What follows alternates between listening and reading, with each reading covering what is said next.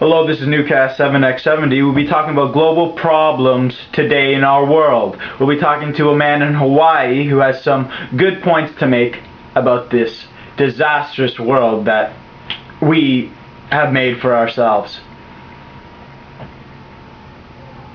Thank you, Bob. I'll be talking here from Hawaii about corporations, fear, and guns. No, not really. I won't be talking too much about those issues, but those are probably a big reason why our world's messed up. But there's even a bigger reason why our world is messed up that I don't know if it's in the news. I don't know, but it's humans' hearts.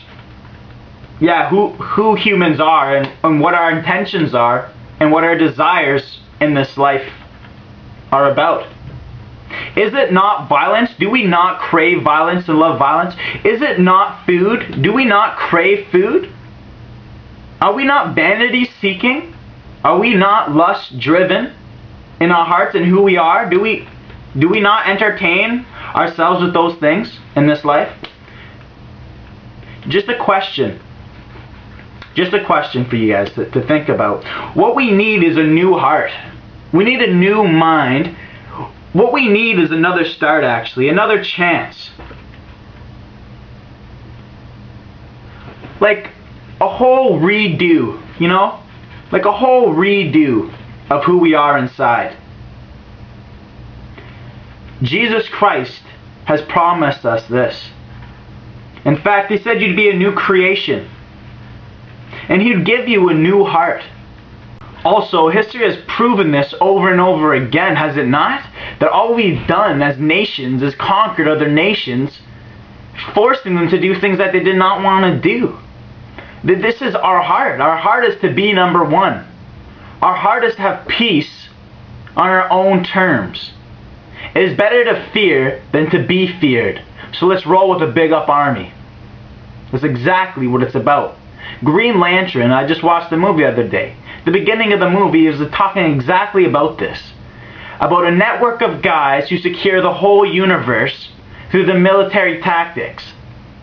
At the end of the movie, it said, but there's always one light that shines brighter than any other light. This one light that shines brighter. This one person that's better than every other person, basically. And that's what we want, isn't it? Deep down inside, don't you want that?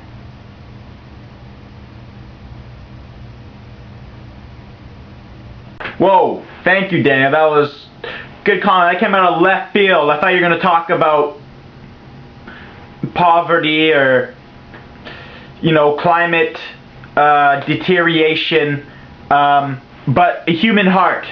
That makes sense too.